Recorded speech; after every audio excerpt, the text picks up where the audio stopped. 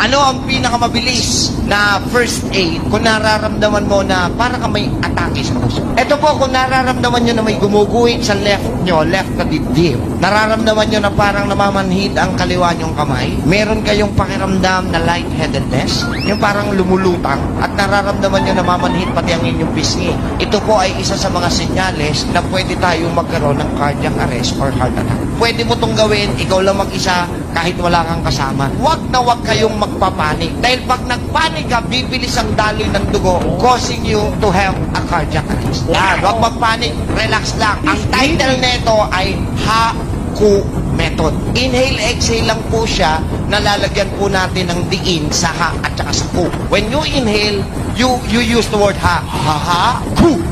Ha-ku. When you breathe ng mas malalim, gumagawa ng panibagong oxygen si lungs para turuan si puso